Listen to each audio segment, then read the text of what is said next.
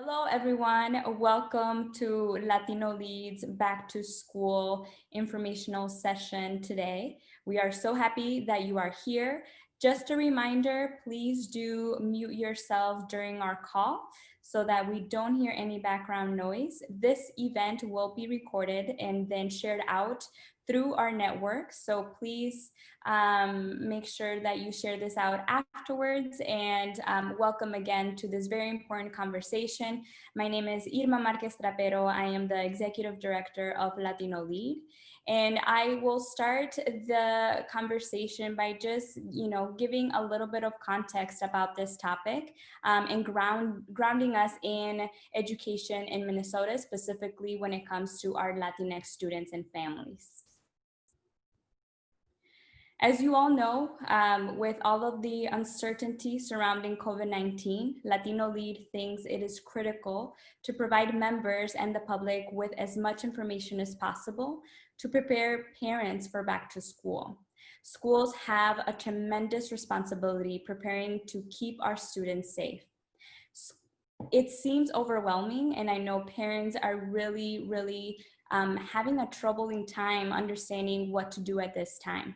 And that's why we have invited 3 experts in education to talk to us today about how schools are preparing to operate in a pandemic. LatinoLEAD recently convened Latinx leaders across the metro to engage the governor with concerns about the constant disparities among Latinx students. It is crucial that educators get this right. We cannot afford for this pandemic to increase the achievement and opportunity gaps that already exist. Surveys show that Latinx parents are less likely than their white counterparts to send their children back to school for the fall semester. But with disparities in access to high-quality online learning, education experts and parents worry that learning from home could undermine Latino students' academic success. In addition, parents who want to take advantage of remote learning don't always have that opportunity. A survey found that 20% of Latinx parents said they had a hard time finding childcare compared to only 8% of white parents. Lastly, students of color are less likely to have access to devices needed for learning at home. An analysis found that nearly 35% of Latinx households are without high-speed home internet, which is about 30,000 Latinx children in the state of Minnesota. And with that, I wanna, really ground us in the realities, right? I think everyone is aware that COVID-19 has had a big impact in bringing to light these disparities, in addition to civil unrest. And I find myself with a heavy heart today with recent shootings that have been happening all over our country, but also incidents that hit close to home that happened just in downtown Minneapolis yesterday. So I just want to also ground us in that reality and know that this conversation, when it comes to education, is already a hard one to have within our community, but also in the context that we are living in. I just want to bring to light that it is okay to not have all of the answers. And I am so grateful to have our panelists here to provide a little bit of that expertise, and knowing that this is an ongoing conversation within our community. And so I just want to make sure that we also take care of ourselves, but we really want to answer any questions and provide resources to our Latinx community about this topic. And with that, I want to quickly just introduce, we have here Lucilla Davila, who is principal at Falwell, Minneapolis Public School, and founder of Alma Flor Ada. We also have Katie Groh de Aviña, Executive Director of El Colegio High School, and Colette Sims Owens, Executive Director of Hiawatha Academies. Again, I want to thank you all so much for being in this conversation with us today, knowing that school is right around the corner and you all are wearing multiple hats. And I want to start with giving you all an opportunity to share a little bit about yourselves, share a little bit about the schools and families that you serve, and also, you know, share with us how you are feeling today.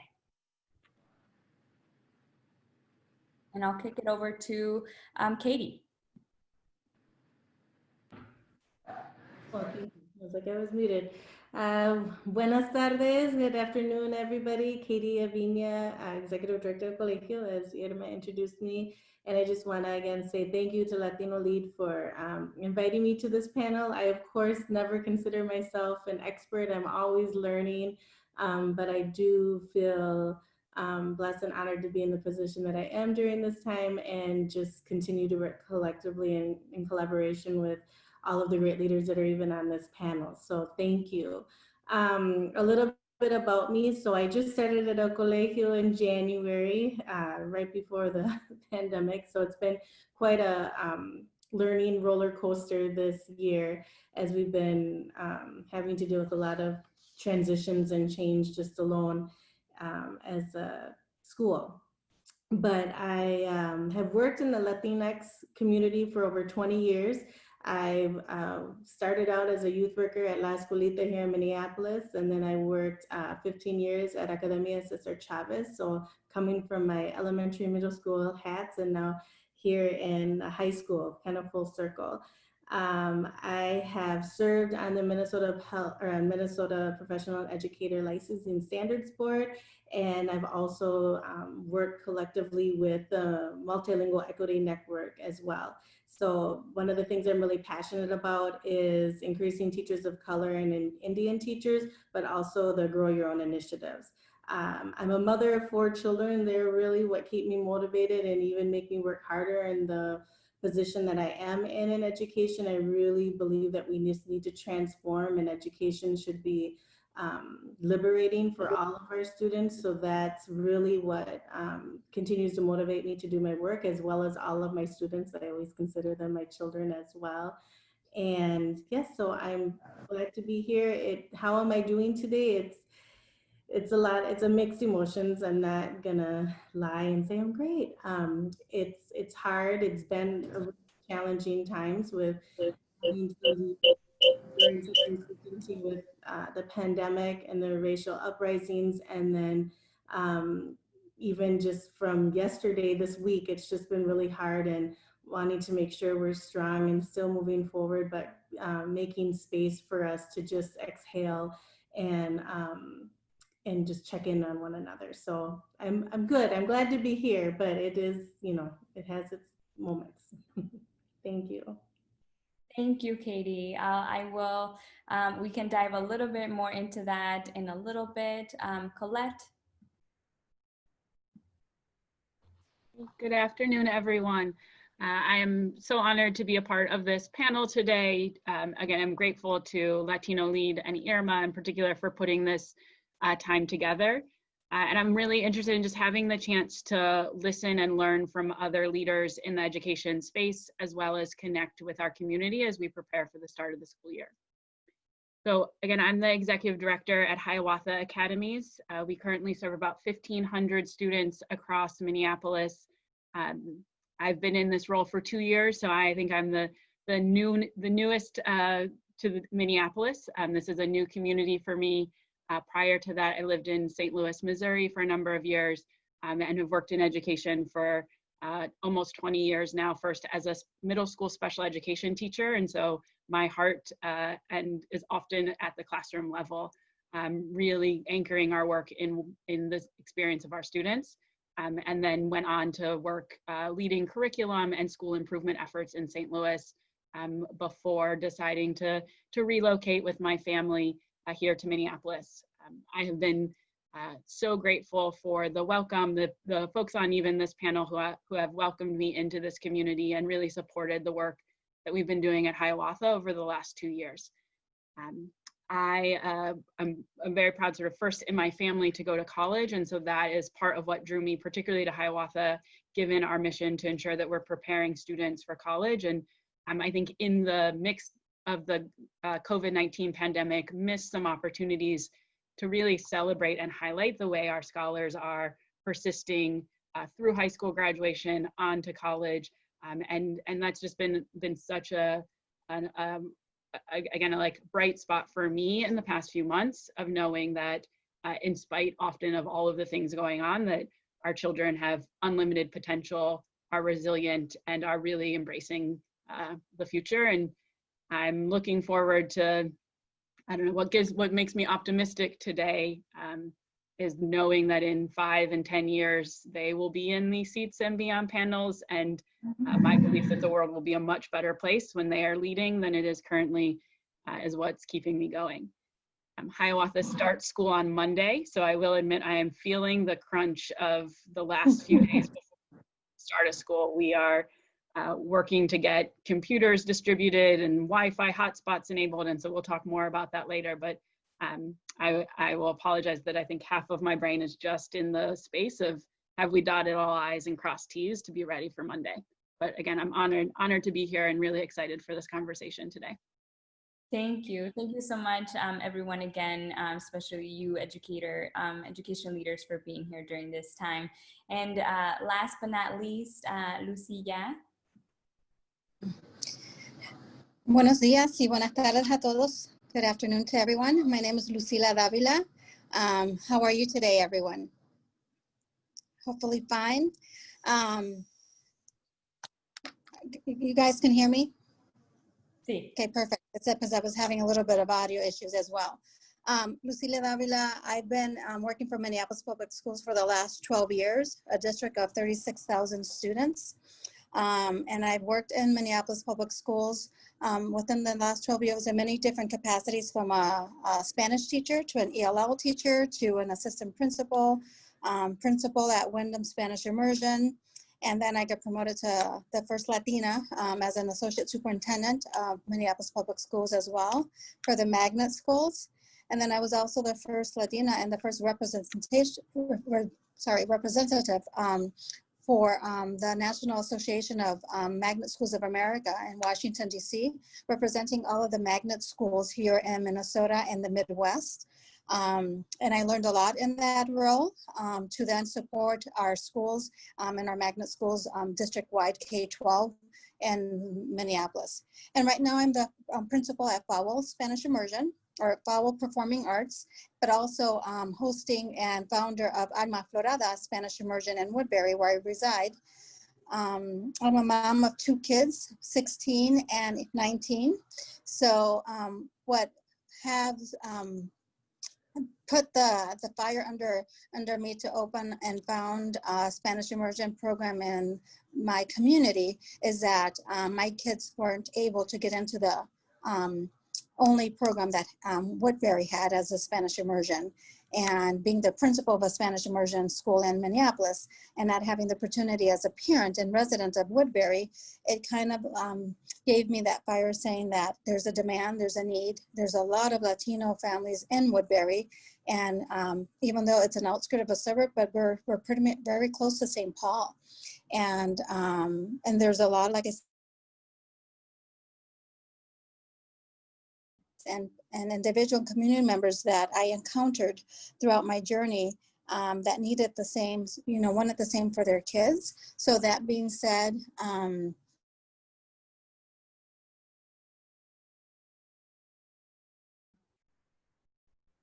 Oh no, I think we may have lost. Oh. Okay, do you hear me now? Yes, it kind of went away a little bit. Okay. But we can hear you now. Okay, perfect. Thank you, Irma. And I want to say, Irma and LatinoLEAD, thank you so much for this opportunity. It's been great to get to know Colette and Katie through this platform. And it's a delight to work hand in hand with all of you. One of the things that I would like to bring to the forefront is that with all the roles that I've been in, one of the things that for me is the center is our students. Anyone who would know me, I'm a champion of students, and I will do anything and everything that I can to make sure that students have what they need and take all of the barriers out of their way for them to learn and achieve. Why? Because if we do not invest in our students today, we would not have the solid future that we need in our tomorrow.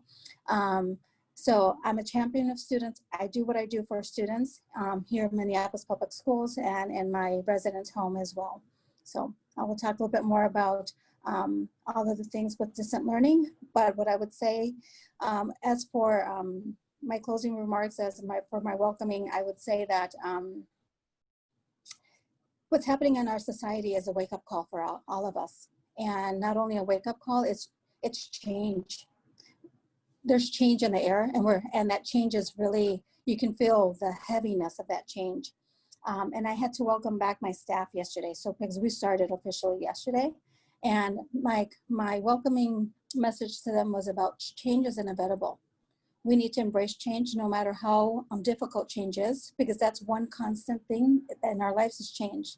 So let's look at change through a perspective, an opportunity factor where we can adapt, we can be resilient, we can then have grit, and then we come out on the other side of that change. That process makes us grow and mature as the individuals we are. And then it's that knowledge, that maturity and that knowledge that we acquire within that change.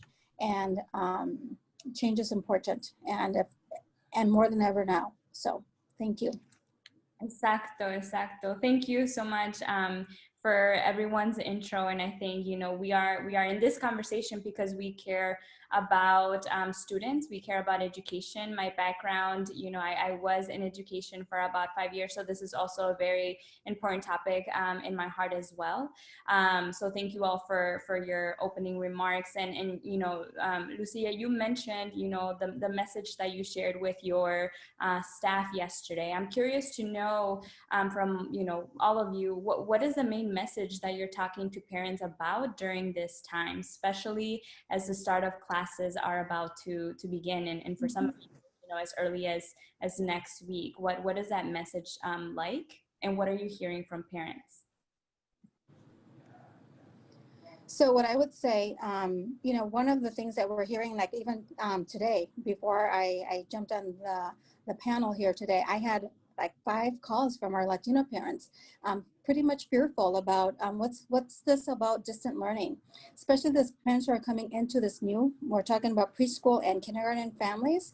I was just working with one of my social workers, and we have parents still asking, even though we put a lot of communication out there, what is this distant learning? How is it gonna unfold? What is my portion and my part in all of this? How is my child gonna learn? So there's a lot of information, and there's a lot of need for information from our parents. So I'm grateful that we're having this panel today to talk about distant learning.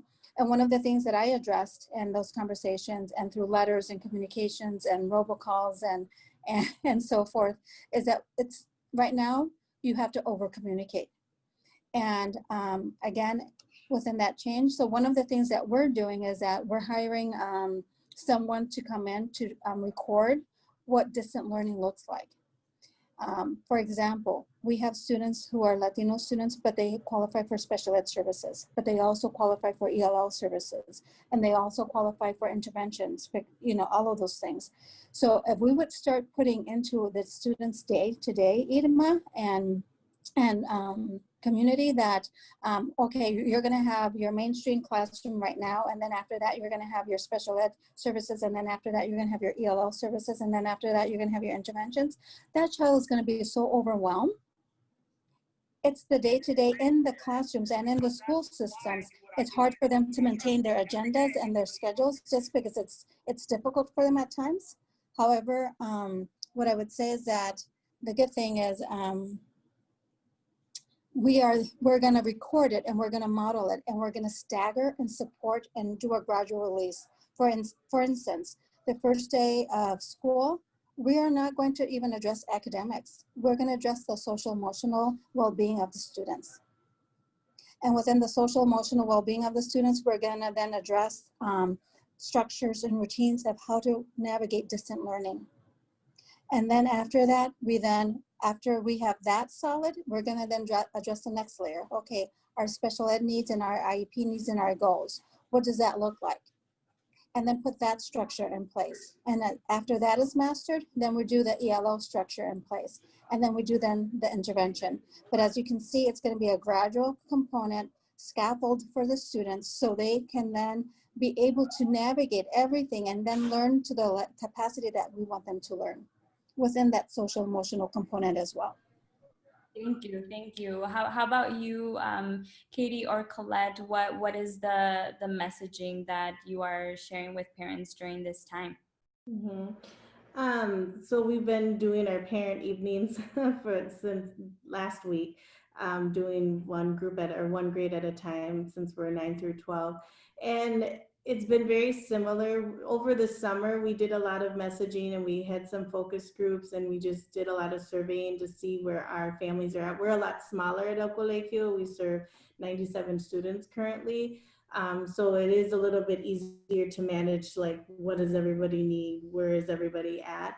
And through our surveys and conversations and just knowing where things are at with the cases of COVID, our families and students and staff really preferred to start in distance learning. So that helped us make our decision a little bit easier. So I don't think it came to a surprise. And we did even run our summer program in distance learning. And we've done a lot over the summer with reaching out to our families, getting them what they need, but also one of the groups that used our space over the summer, Mercado de Colegio. So families were kind of all the time coming in. So it's been beautiful to be able to check in and just see how they're doing and what they need. But people really weren't ready to come full forge into.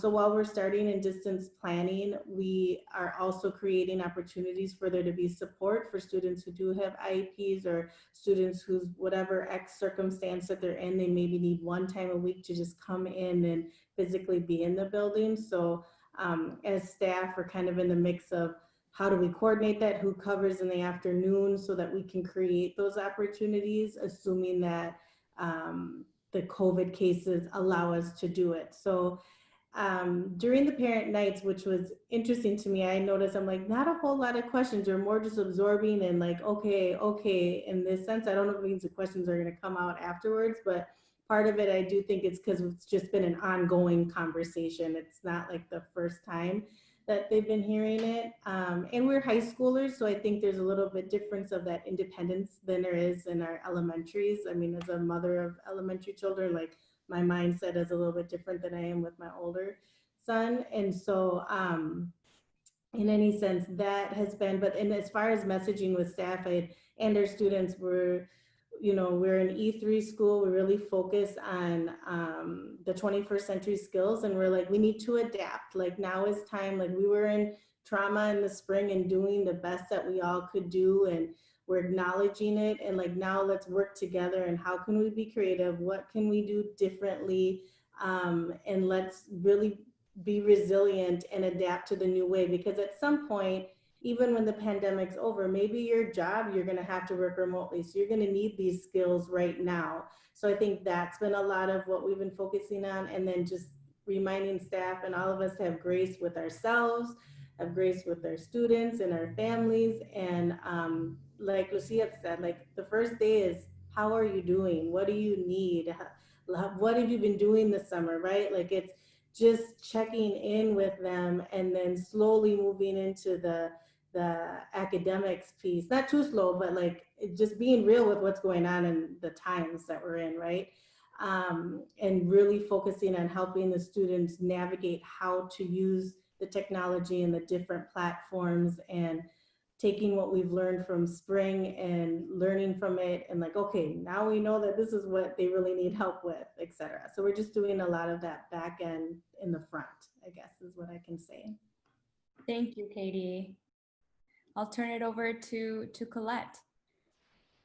So we are, I would say, similar to theme. So trying to make sure there's just clear and consistent communication. We have been really working on trying to make sure that there's then communication that aligns all 5 of our campuses, but also allows for families to get the specific information for their students. So we have families who have students in elementary, middle, and high school. And so there are pieces of our program of how we're trying to start the school year that are consistent and the same, and things that look really different for, you know, I have a third grader, what his day is going to look like compared to what a high schooler's day is going to look like. So we've tried to make sure that communication is just clear and consistent. And then we've been focused on this idea of learning and growing often with and alongside our parents as partners. So this spring, we did a lot of trying to get feedback from families, tell us more about the types of resources that would be helpful. We did a family-led summer learning program then for our elementary students. So really focused on making sure families had access to videos, to resources, to support their students then in engaging in online platforms that were personalized and adaptive. So we invested in a few online programs that students really drive the learning, and the program adjusts, right? A kid misses something, it goes down a level, they get something right, it raises a level, and so it allows for families to really engage with their kids around that. Mm-hmm. And then the last thing similar is like starting the year then from a place of community building. So our distance learning schedule, our even onboarding for the start of the school year is really all about establishing and reestablishing those relationships, making sure that your day starts with your class, your cohort that you're with, and you have a chance to check in, to review the schedule for the day. So what does Monday look like? What are we doing today? Do you have what you need to get into your classroom and assignments? And we've tried to then do that up a layer with families. So we started 2 weeks ago with just back to school welcome video, then follow up one-on-one calls between teachers and their students. And then over the month of September are doing grade level or class meetings so that families also have an opportunity to connect with one another. Because that's what I feel like I've heard so much from families, and I'm hearing from our staff is missing right now, that part of what makes schools special is being in person and having that sense of culture and community. And so we're trying to find ways that even if we can't be in the same space, we can still replicate that. Thank you. And that you know, I think hearing from parents is really, you know, important. And I know as folks who really care about education, I also think about our teachers. And curious to hear from you all. What are you hearing, you know, from teachers during this time? What are some of the, changes or resources that teachers are providing students and parents when it comes to this new way of schooling? I'm happy to start this time. I think one of the pieces that's most essential for understanding where our teachers are at is actually leaning into their humanity. So in the ways that, you know, I as a parent am trying to navigate having kids at home and working, so many of our teachers are in the same situation. They're trying to navigate, how do I do the work that I love, right? I think teaching often very much is a calling. People are called to it. And so how do I do that work while balancing having kids at home or other household members also working at the same time? We surveyed our staff recently just around their preference for working remotely versus return to in-person, so that any decision we make around shifting to hybrid is happening in partnership with our staff. And we heard, and I heard loud and clear from a lot of our staff, that they don't yet feel like the broader community transmission of COVID-19, what's happening specifically in Minneapolis, made them feel like it was yet safe enough to return in person. And the other piece we heard loud and clear is actually the disproportionate then impact of COVID, particularly within the Latinx community, but also within the Black and Indigenous community that makes up Hiawatha, that our staff understand that, recognize that, and really think that that's an important consideration as we look not just from what the state's saying or what Hennepin County is saying, but actually what's the impact for, you know, our particular families, for our staff members, as we're balancing sort of safety and quality of instruction. Yeah, I can follow. My staff is probably very similar when we surveyed them and seeing how they felt about coming back on site and how they would prefer to even do their lessons, because as we were like, if we had hybrid, like all the different scenarios of how we could be. And even though I know it was summer, I'm like, I need to hear from you all, right? So being mindful of that, but still getting input from them. And they pretty much overwhelmingly weren't ready to be in-person learning. And even with hybrid, you know, they were more like, let me teach from my classroom or teach remotely when I'm at home or if I am on site. And then that's why in those afternoons, if we're able to do the supports, we also collectively said, like, it can't just be our support staff who are the ones that get to come on site, because that's not fair and that's not equitable either. So it's like, if we're going to do supports, all hands on deck, or whose all hands are on deck. And we really were honest and open when we dialogued about that. And so it was really great to see that staff are like, if it's a few of us alternating, like, yeah, let's all do that. Let's all take that responsibility and not just put it on teachers or just put it on support staff or admin, you know, like, we got to work together in this. And so we've been, you know, poco poquito, people are coming in and, you know, we're following, we take our temperature, we're doing all of the COVID checks. And I think that's helping keep people calm, but we're small. And that's the other thing, like I keep saying, and you'll probably keep hearing me say, but we are small. We're a staff of 24 people. So we also are able to be in our own spaces where we're not all bunched up together either. But even as we returned back 2 weeks ago, we've been doing it virtually.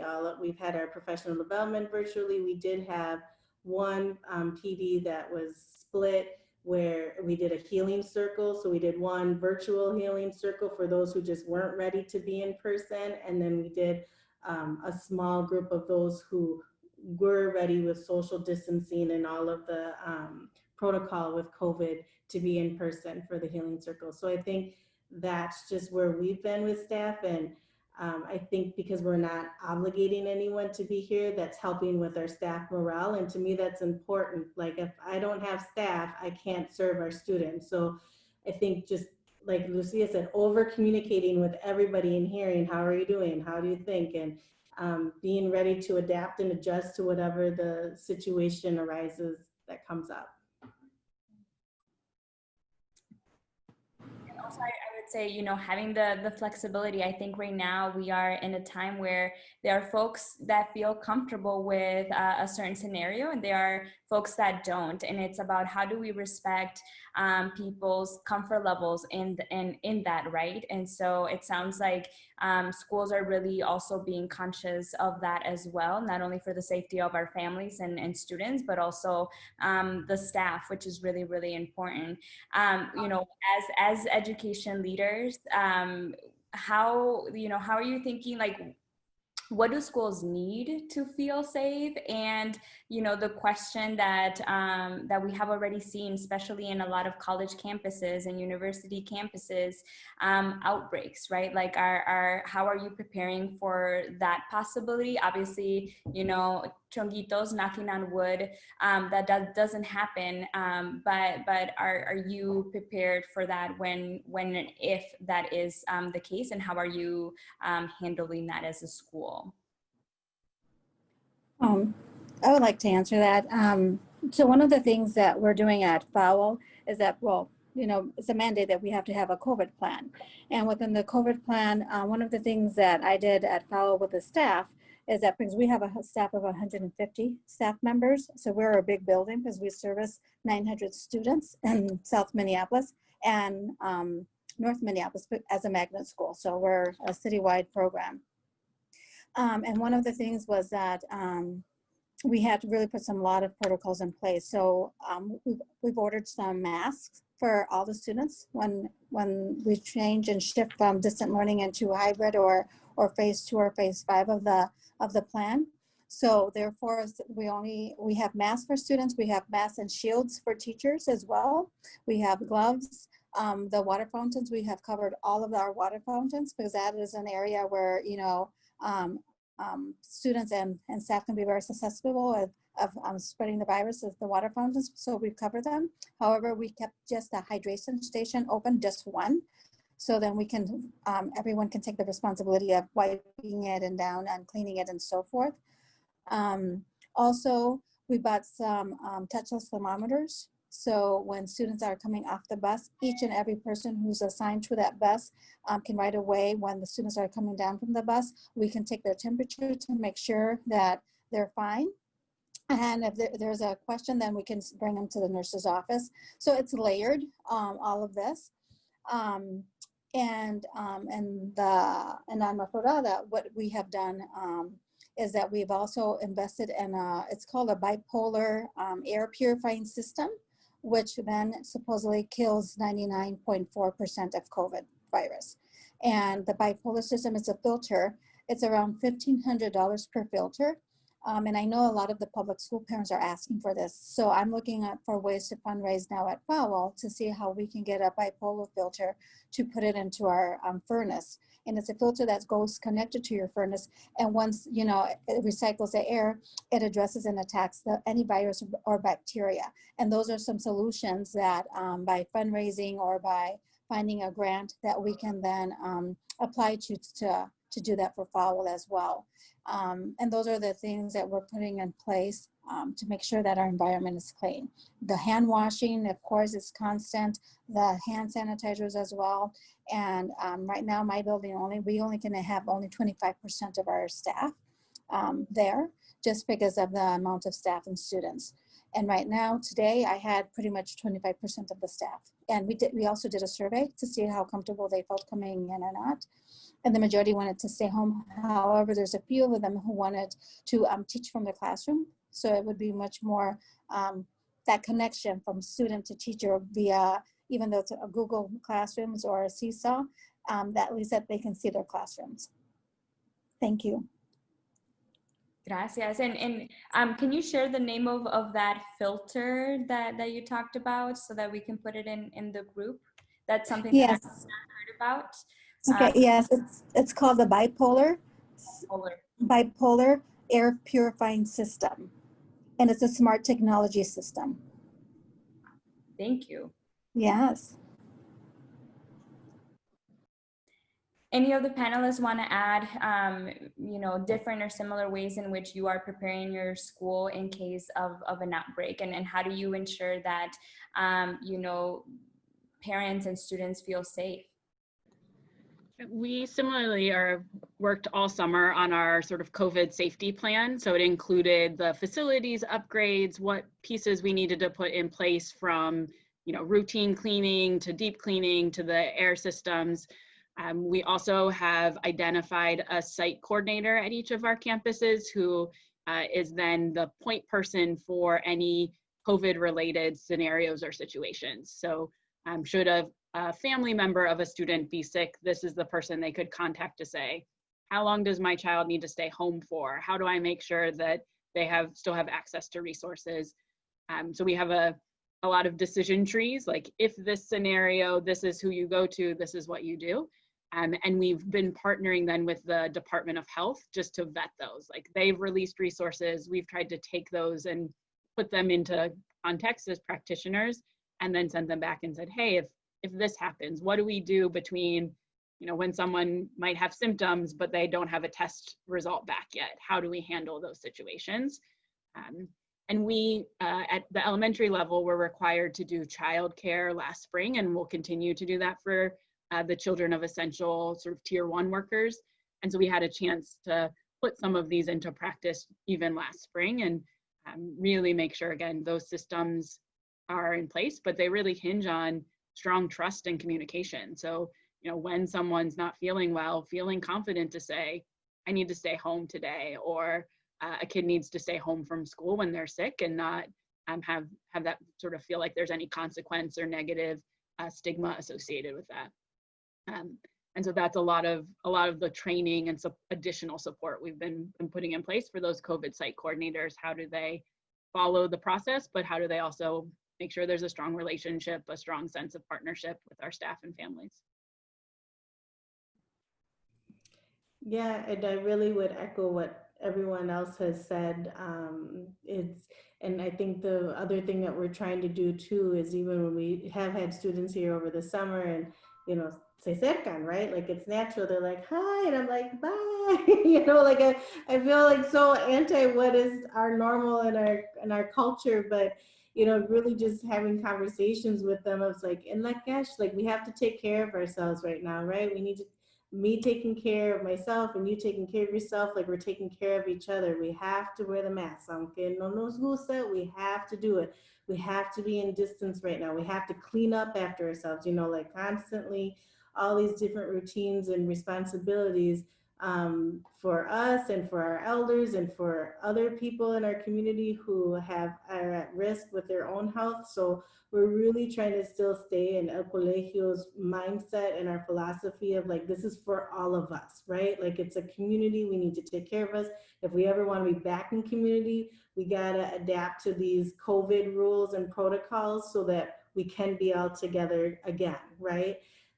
So that I think other than everything else that everyone else is, we're doing what we can with our cleaning and our filters and just the routines of coming in and taking our temperature and, you know, modeling what we need to be doing so that once we do start having students come on site, like if we get ourselves in check as staff, then it's easier to help teach our students the same reason why. So that would be the only thing I could add.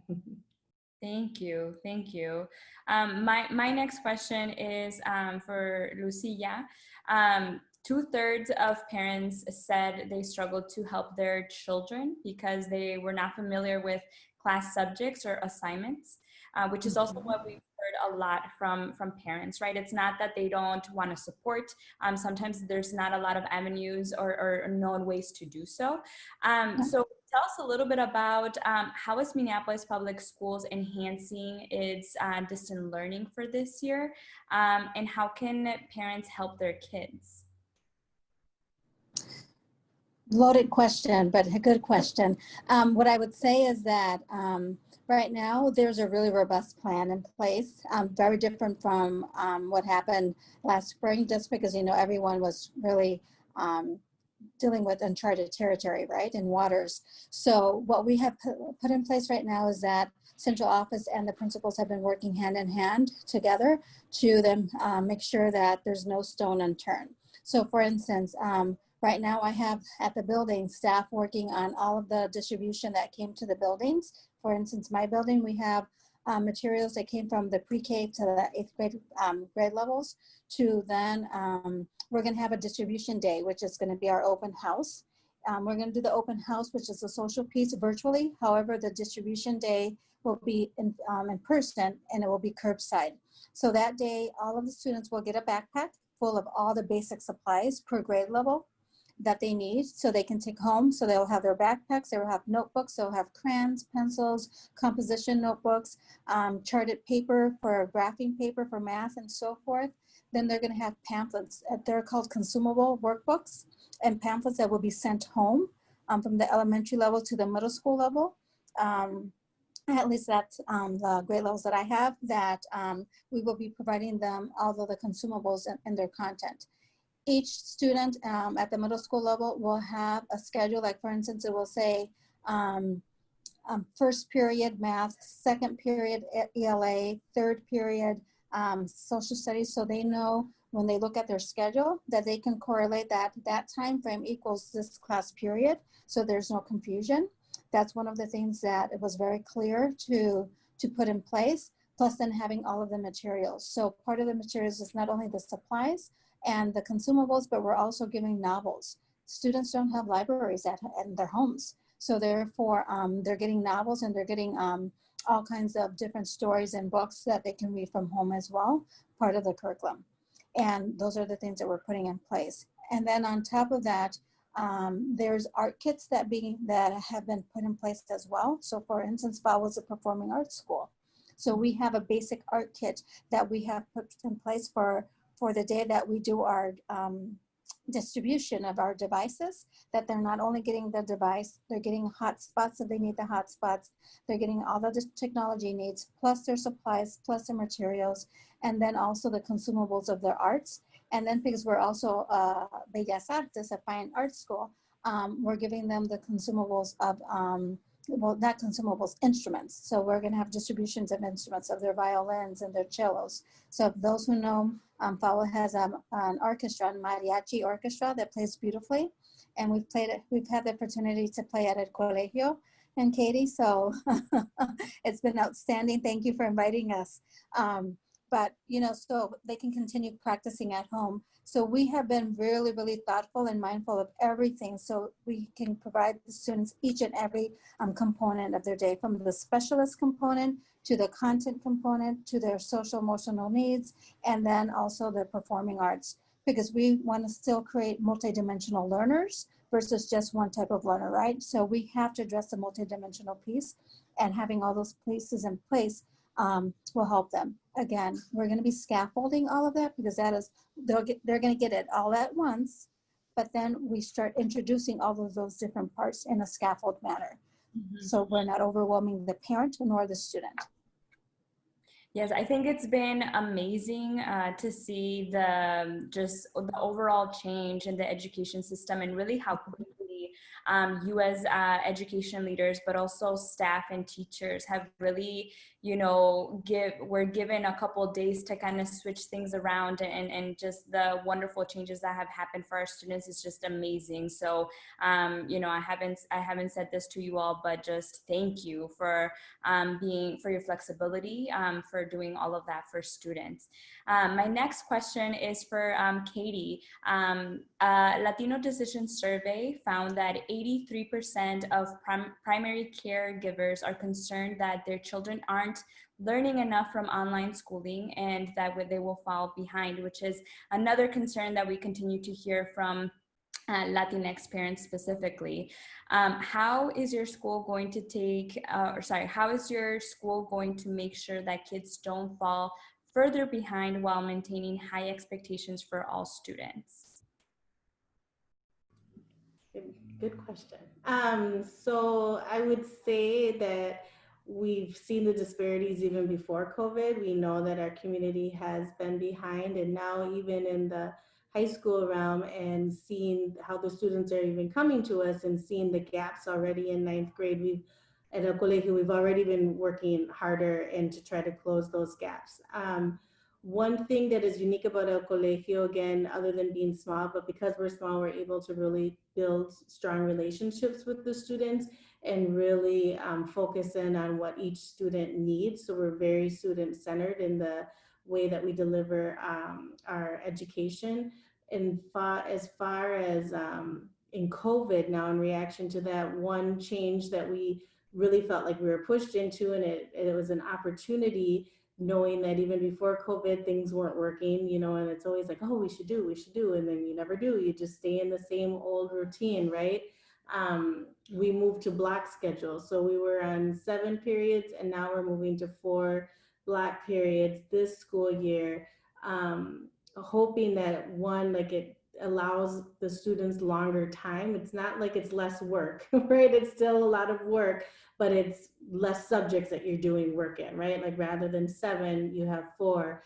And our teachers have been doing a lot of professional development and even project-based learning, and how can we make more projects meaningful and relevant to what's going on today, and into their subject classes, so that we can get some more engagement with their students. This summer, we were able to do some of our teachers were able to do some projects within the 3-week summer program, and we saw that those were the students who were most engaged and showed up to classes, right? So it's like, okay, we're seeing it, how can we learn and elaborate more on that? And so those are some of the pieces that we're going to continue to do.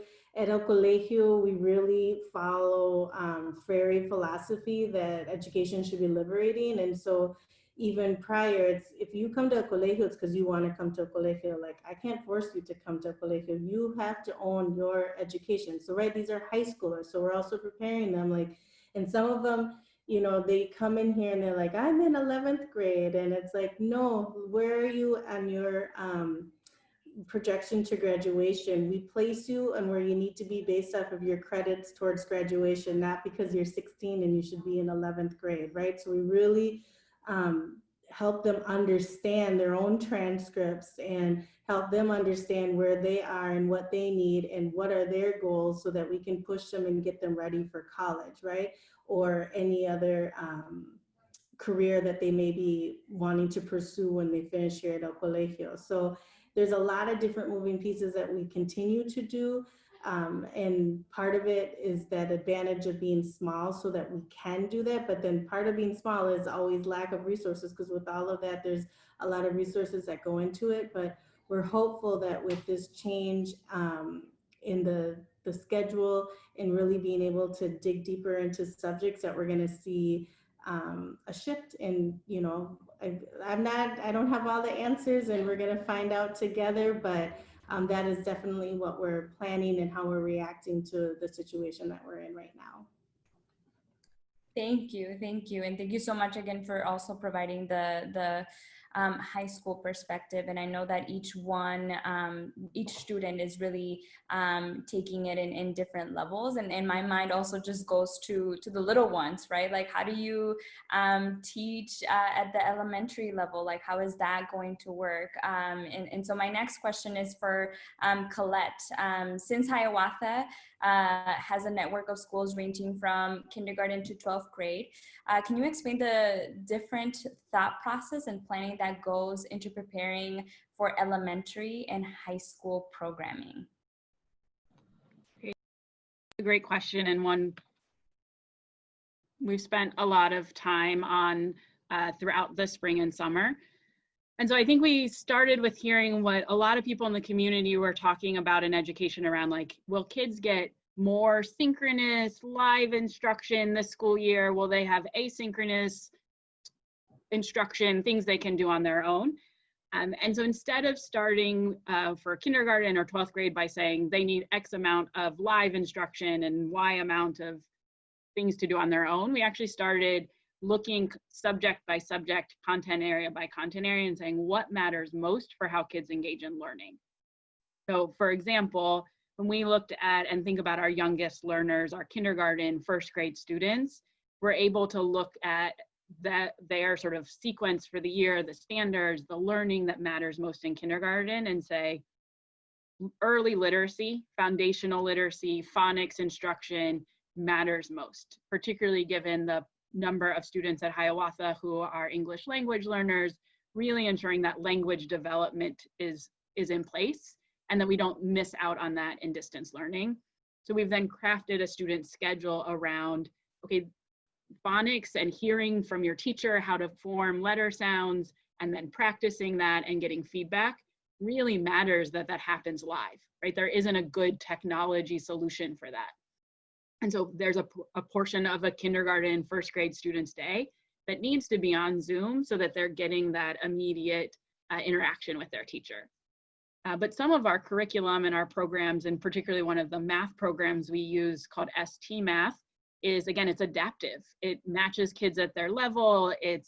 There's a little penguin, the penguin's name is Gigi, and you solve problems and Gigi moves across the screen.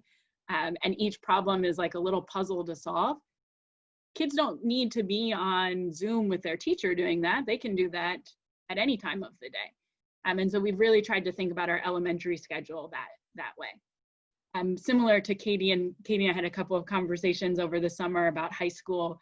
We made some shifts in our schedule to then have our high school students take fewer courses for a semester so that they can have more in-depth in those courses.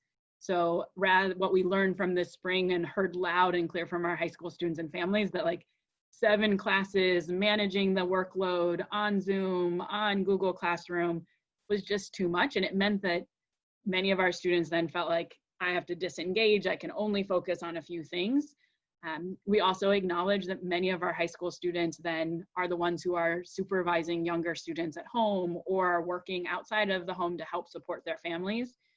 And so for our high school students, again, thought really about credits and could we do the schedule that allows kids to have a much more intensive, in-depth experience in one content area for a semester, and then shift to a different set of classes at the semester. And we've built in then a lot more asynchronous flexibility into the week as our high school kids move through the grades. So our 9th grade schedule is a little bit more structured, more expectation that you have frequent touch points with the teacher. But our 12th grade, our senior class, has 1 to 2 full days a week that are considered asynchronous, where it's independent work, because we looked at what colleges are doing, and as colleges moved online, that's a lot around how they're scheduling and setting the schedule for their days. And if the expectation is a senior in high school is a year away from that type of learning, then we need to make sure that our program is starting to prepare them for that. And so those are just some of the ways I think at Hiawatha we tried to say, okay, what matters most for learning, and what are the new opportunities that this allows us? And I'm most excited for thinking about when we do come back in hybrid or in person, or next school year, what are the components that we've learned in distance that we actually still want to have in place, even though our school day looks like an in-person day. So this math program I mentioned, I could see that becoming then a kid's math homework every day. So instead of the things that I remember doing, which is filling out lots of worksheets and solving lots of problems, actually a kid doing 30 minutes of this type of homework is a way to keep technology as a part of their day, have families be able to support that, but is different than a decision we would have made had COVID not happened. We do have a question here from a parent. How do you know, or what do you do when a child doesn't understand the not hugging, the not being socially distanced, not being close, especially the little ones? So I have an 8-year-old and a 2.5-year-old, and I feel like this is my personal life right now, and then trying to apply that in my professional life. And I think Katie mentioned this, and it's been part of other conversations. I think the way that we approach this is actually can't be, right, a kid did something wrong, because our natural instincts as humans are to be close to one another, right? And so we have to then anchor it in shared values around, this is how we keep our community safe, or this is how you show your friend you care, is by wearing a mask when we go to drop something off at their house. And so that's a lot of what we've are trying to build into how we then teach systems and routines around school. And we'll admit, I think our kindergarten students are the ones that I have the most stress about, that keeps me up at night, because they're building their entire schema for what school is during this pandemic. So the idea that adults wear masks when they're around you, and that you look on the ground to see if there's a marker for how far away you should be from someone, are all parts of our world that weren't 6 months ago, weren't a year ago. And so that, again, I think there are ways we can do that in a way that honors humanity and anchors in values. But I think there are ways where we have to acknowledge that it is very different for kids, and they're watching and looking to adults for cues for how do I navigate this. And so those are some commitments that our team has made very clearly from the start, of like, masks matter in our schools. We believe kids should wear them. We want to be socially distanced. We want the hand washing routines, but it can't be, we can't actually then perpetuate oppressive systems by trying to police kids around that or make it punitive.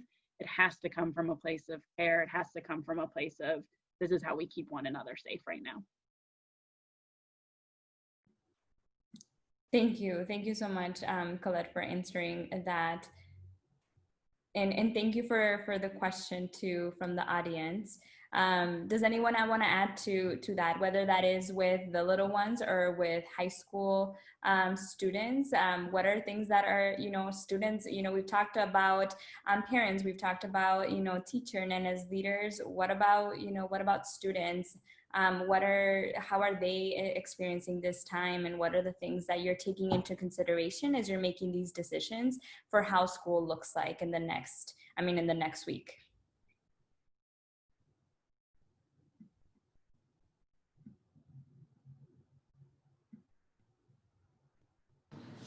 I can answer that. What I would say is that some of the things that we've been addressing with the staff, just because of that distant learning component, is that, there's other ways than hugging and being very close to each other that we can show that we're socially engaged with each other. We can do the fist bumps, we can do the hip bumps, we can do the, the tapping of our shoes with each other, and the tapping of the elbows and all of those things. And we've made even like a little kind of, even though it's contact, but it's contact from elbow to elbow. It's not the hand contact. and so forth. One of the things that we've been also stressing is that in these times of pandemic, yes, there's this shift of doing school, doing things from home. I know parents can get very frustrated because they have to wear multiple hats at home. So for instance, I have two teenagers. I have a 16-year-old who's in 11th grade now, who will be going into hybrid next week in Woodbury Public Schools. And then I have my daughter who's in college, who now is online. And they both also need from me as a mom, as well as me and my staff, right? So I've been telling them that this is the time for me to be on the Zoom meetings and so forth, that if they need me, that they have to wait with their questions. But I at least try to set them up where they can start doing the work that they need to do, especially my 16-year-old, in a very different way than my 19-year-old, of course. And luckily I don't have the little ones, but I have a lot of staff that has little ones. And it's hard for them to be, navigating. You can see the little ones jumping on their backs, and then the cat comes into play, or the pet comes into play as well, but that's part of life.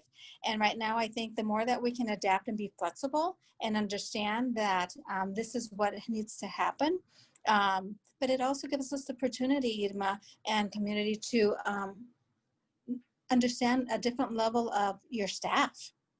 It gives me the opportunity, a window into their lives and their personal lives, to understand and have that more close connection too with the staff members. So those are the good parts of it, that human component, that human element, that sometimes we're so about business, that we sometimes forget to really feed into that human element. So I believe it's made us more humbled, even though that vulnerability is there.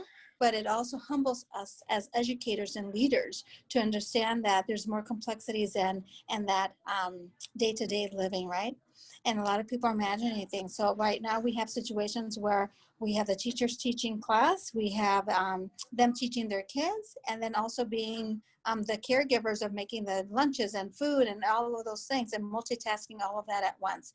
But that also expands us and expands who we are, and we can show up that we know that it's going to be maybe for a short period of time, that it's not going to be forever. And knowing that we can put some protocols in place and systems in place to help manage that.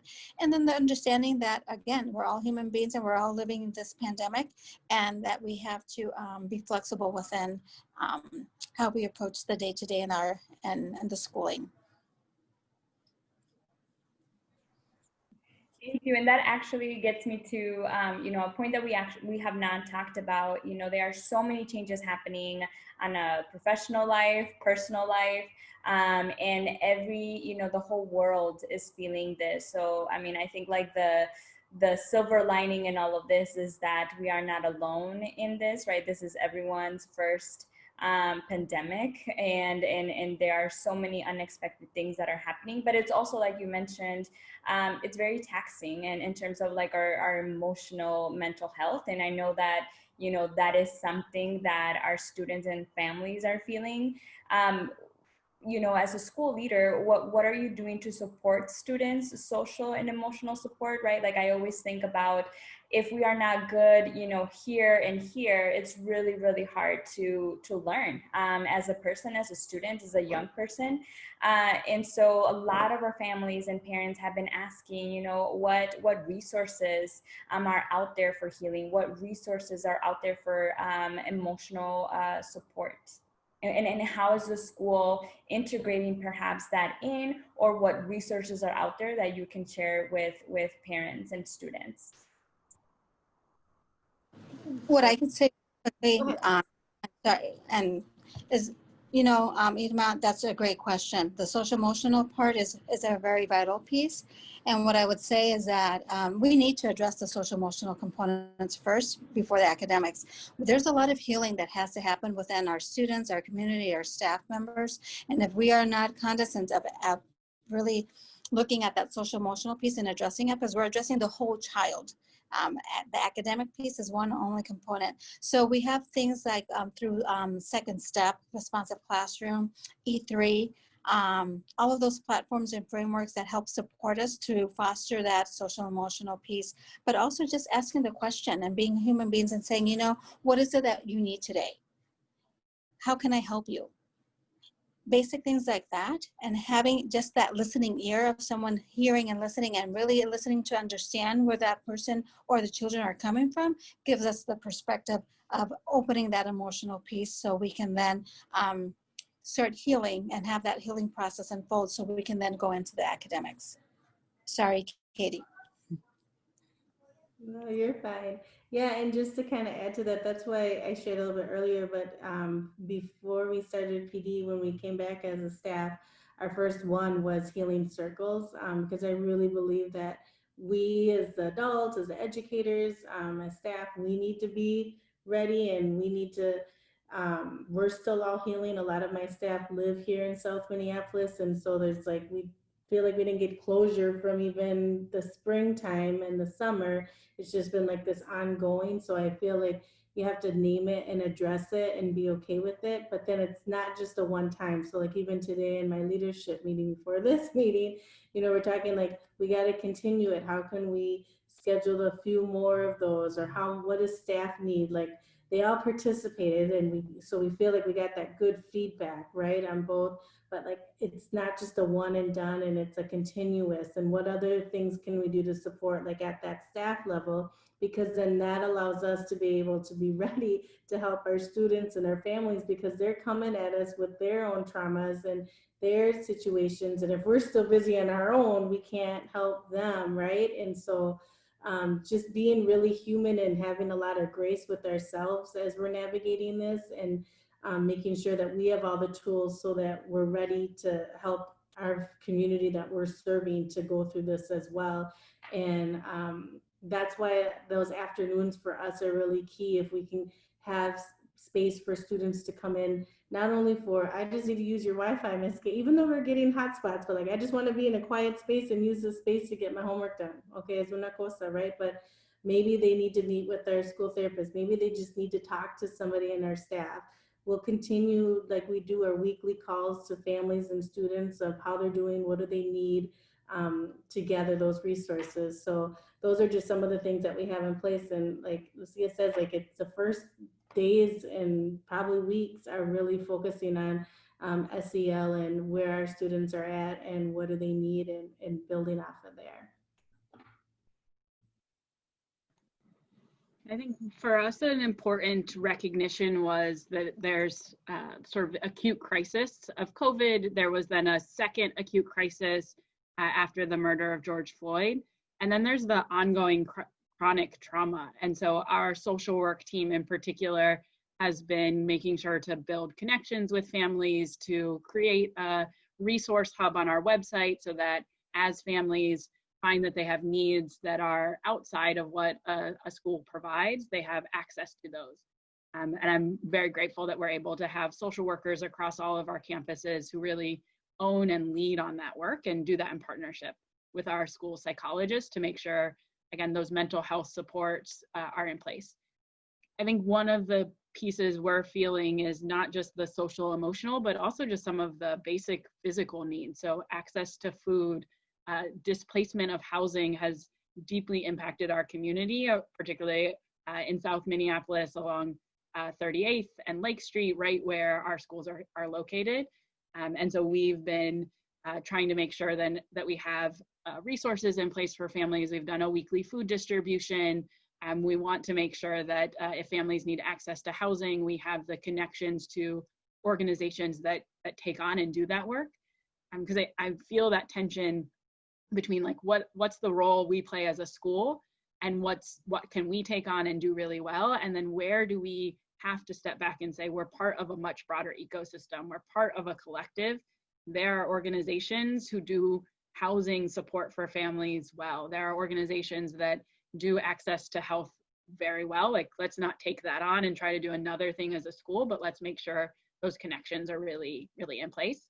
And so for us, then the social emotional piece becomes, what's the need that connects someone to learning? Where do you feel a sense of relatedness to your teacher or your classroom community? Where do you feel a sense of agency and competence that you as a learner can do this work really well? And so we've tried to, again, strike that balance between where's their wraparound services and partnerships, and then how does social emotional learning feel connected to academic learning, because those aren't separate things. They're actually deeply integrated. And so our teachers are doing a lot of work of saying, how do I connect with a kid? How do I make them feel competent as a learner? And how do I get them excited in the content that they're learning? Thank you, Colette. And that's actually, one of the things that is really important to note is that schools cannot be everything, right? And we know that one of the major challenges, specifically in the Latinx community, is the lack of access and opportunities for childcare. For all of you, right? Like, what is the role of school in supporting those efforts, and how are you supporting options for parents in childcare?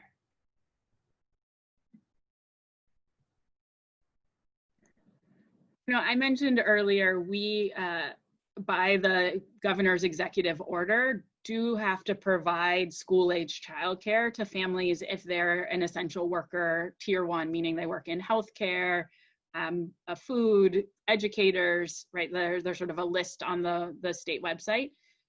But what we're finding two things with that. One is that school-age sort of care during the day is insufficient, right? There are families who need care outside of that. And so, again, this is a place where strong partnerships come into play. So the Y, other folks who can provide that sort of school-age support.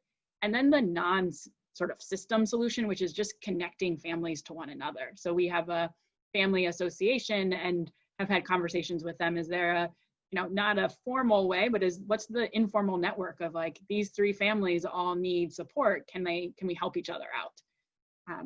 The other piece we're noticing, though, even with offering that childcare, back to earlier conversation, is that families, I think, are still really worried about the safety of that. So we saw a lot of families say, well, yeah, I'm an essential worker, but I'm not yet ready for my kid to come back into a school building with 20 or 30 other kids.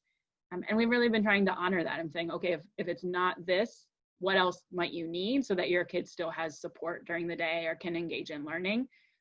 But I think that's just an interesting tension I'm hearing from families. I know my own family is feeling between, well, we need the care so that we can work, but do we feel comfortable? Is it safe for that as an option? And what are some of the other things that we can do, again, that are less formal, more connection? Is there another family we can partner with? Is there some other supports that we can put in place? Thank you. Would anyone else from the panel or from the team want to add to that?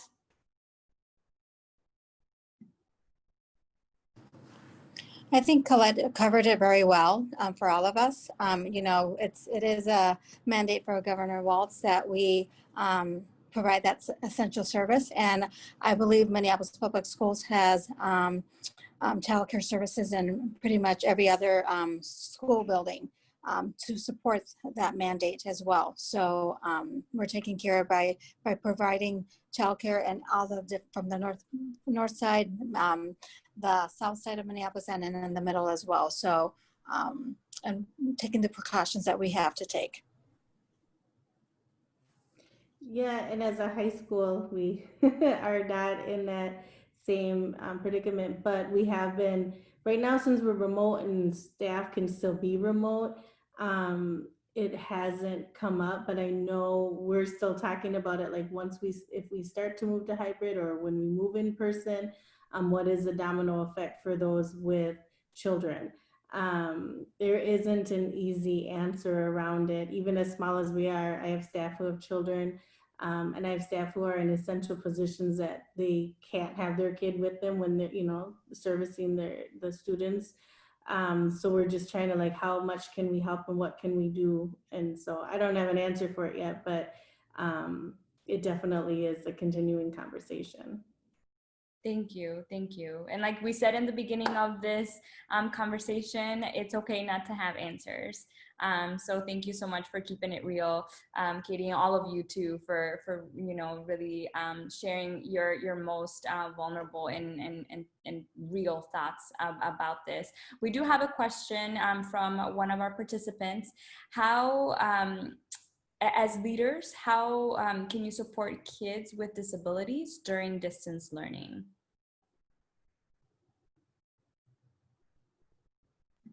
I can start. I think for us, like that's why we're trying to make sure that we can have supports here in the afternoons. But really, with their students who have IEPs, like right now they're going through them, and there will be some because as a group with the parents and teachers to feel that they need to be on site for X amount of time for their learning. So we got to make that happen. We're very student centered, and it's what does the child need and then what do we need to do to make sure that we can provide that education for them?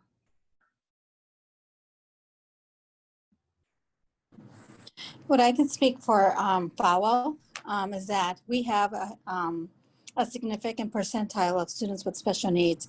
And what I have done with all 3 social workers and the counselors that we've worked with and our teachers is that, first of all, we're looking at the IEP goals to see how we can meet their needs via distant learning, because we have to meet their needs to be distant learning. However, before that, what we are doing is that our social workers are taking care and doing home visits with their shields and their masks. So they have not only the face shields, they have their masks, they have gloves. And we're setting up home visits to then support the learner and the parent at home to show them navigate all the components of distant learning, how to get onto that Chromebook, how to use this hotspots, because a lot of, to be honest, our parents really don't know all of those technologies. Not everyone is technology savvy. So we're providing that level of expertise, we're providing that level of support and connecting the devices and showing them how to connect it. But we're also then looking at their IEP goals and then what are the basic needs for them. For instance, if it's speech, then we're going to show them that via a Zoom conference or Seesaw classroom or Google's Meet, how that service will be provided from like a speech component. If it's an IEP within the content as well, how we're going to scaffold and gradual release and break it down so we can meet their goals. But that home visit is crucial because absent that home visit, it leaves a lot of uncertainty to our parents about their child's IEP. And I have to say our social workers and our counselors at our school, they're wonderful. They have been in the trenches pretty much every day and even on weekends going to do home visits so we can meet the needs of our special ed students. And not only special ed, because we have dual identified students, but the ESL piece too. We have a lot of, Irma, we have right now a huge percentile of students who are newcomers, meaning they do not speak English. So that's another level of complexity on top of the special ed needs that we have to address too. So then we bring in an interpreter with us to then help with that as well. So again, do we have all the answers? No, but are we doing what's best and within the resources that we can have? Yes. Thank you. And we haven't talked about ELL services, but that's, a really, how I learned English was by being with my peers in the classroom and just absorbing it all in. And then that's also, very uniquely tied to our, Latinx and immigrant community too during this time. I don't know if Colette, you wanted to add on that either on the ELL piece or on the special education support too. Well, it's not in person.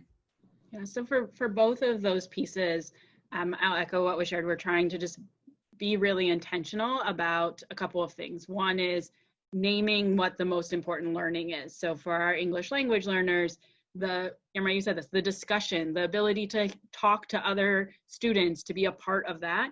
And so again, making sure that there's specific time in students' day for class discussion as part of their schedule was really essential. Making sure our ELD staff then know where kids' access scores were from the spring and what skills they need to work on and are being as targeted as they can.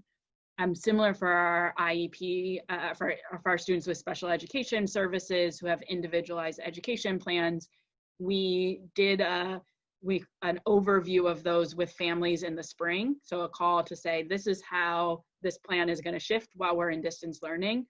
And we're starting the school year with that as well. So even if a family got a call in April about the student's IEP and how it was shifting, they'll get another call to the conference with their teacher this fall over the month of September to say, this is what your IEP goals are, this is what your students' needs are, this is what it looks like in distance learning.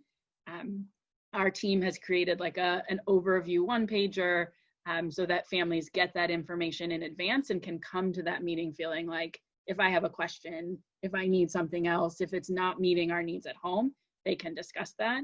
And then we've identified a subset of families for home visits as well, so that, again, if a family is struggling with getting access via Zoom or Google Meet, they can then indicate that they're comfortable having someone come and do a porch meeting, right, an outside meeting with a staff member. So again, it's sort of trying to find the big picture solution of like what is the thing that's needed, but in many ways, like our ELD services and our IEP services, then making it really individualized. So yeah, we want this, but what does this kid really need? What adjustments can we make to make sure there's no barriers to access, barriers to fully engaging?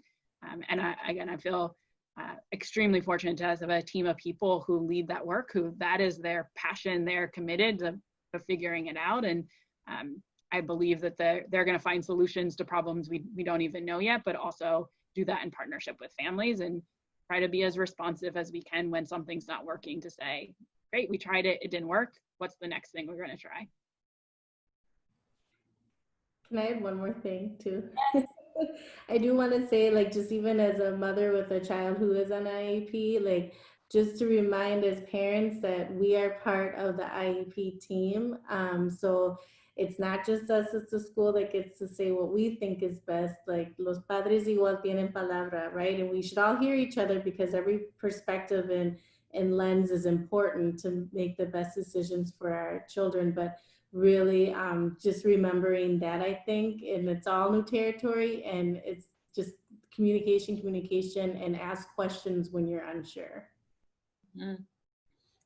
Thank you. And that, I'm looking at time. We are about 4 minutes out, and the last question that I have for you is, do you have any final advice? Was something in this conversation that you want to share that was not covered that would be useful for parents to have?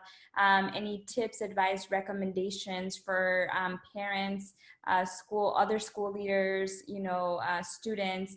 I would love to just hear from you. What is the closing remarks that you want to share out that we may perhaps not cover today?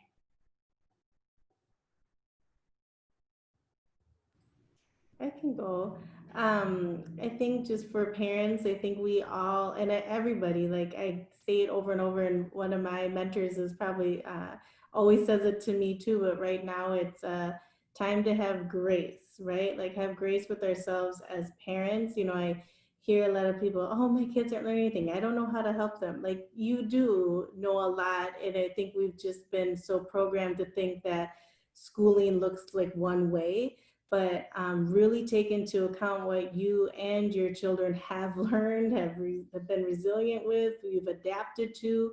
I really think this is a time for us to really relook at what do we consider education, what do we consider what we're learning, what's really important. Like Colette, you've been really focused on that. Like, what is the key things that we need to learn out of the standards? And our children have been learning. They learn way more than we give ourselves and them credit for. But have grace with your school, but ask questions, right? We're all feeling stressed out about how we're doing this hybrid, distance learning, in person, COVID operations, this and that. It brings a lot of anxiety. We're still dealing with, the uprisings, the racial uprisings, and that's not going away anytime soon, so really, accepting the emotions that we feel and calling it out and being real about it, but still having grace with all of ourselves as a collective, because we can't be teacher against admin, or teacher against parent, or parent against school. Like, we just got to figure this out together, and just like stay focused on what do our children need, right, in the realms of education, because there's a lot. So that's just my last words that I can say. Yes. So from this spring, we've been anchored in 3 sort of guiding principles and core values. And I think they sum up for me how we're trying to approach partnership with families. They're children at the center, right? So really at this point in time, anchoring in centering the needs of our children, whether as a parent you're trying to figure that out, or as a school we're trying to figure that out. The second is learn and grow. So in all of this, there's new things to do, new opportunities, ways to think about this differently. And I just think there's an freeness that comes with that, to let go of past practices that we knew weren't working before COVID, but for some reason we felt like, oh, that's the way things have to be, that's the way we do things. And so I'm trying to, particularly as a network leader at Hiawatha, push into, let's let go of some of those things that maybe were essential and anchor and we thought were rooted, but like are actually not the thing that we should be about and aren't working. And so there's a real opportunity to shift from what I think as educators we really like to have, which is sort of like have the end goal and backwards plan from it, to actually take a learner stance and say, what is it going to look like to try this? Be open to feedback and looking at how the impact of it, and then making adjustments. And when something works, let's keep doing it. And when something didn't work, let's not like beat ourselves up about it. Let's name that it didn't work and what can we do differently and do better. And then our third value that we've been anchored in is stronger together. And I just think now more than ever, right, we have to really let go of individualism in our culture, and particularly in the way competitiveness is anchored in education, and believe that we're stronger together. And so a parent who gives me feedback, even if it's hard to hear, is going to make us stronger. Or a parent asking a question about, here's what my kid needs, or ways in which our students are often the ones who see the things we don't even know and are telling us, this is what I need. And so I'm optimistic, right? For all the ways I'm stressed and tired and overwhelmed and, you know, trying to figure out each day how we're going to keep things moving. I feel like that idea that we are going to get through this together is what's giving me some hope and optimism. And I'm grateful, right? I'm grateful that people feel that and honor us with input and feedback and want to come together in community right now. And so I'm grateful for this space today, but I'm also for the ways I think we'll continue to live into that in the coming weeks. Thank you. And what I would say is that we have to be partners in this. This work cannot be, as my colleagues are saying, we cannot do it in isolation. We need to be partners.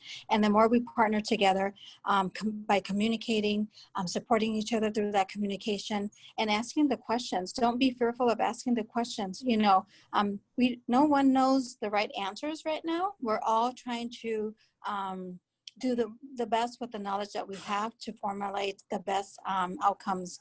However, one thing that is for certain, going back to that theme of change, we know that because of this pandemic, there's going to be things in the past and in the educational field that we're not going to be able to do anymore. Just because of the pandemic. So it's going to be interesting what's going to be left in the past and what's going to move us and launch us in the future. But one thing is that we need to be solid and lockstep solid within our partnerships and our communication and building the relationship, and also being kind to each other. Right now, there's so much anger out there amongst, the politicians and the classism and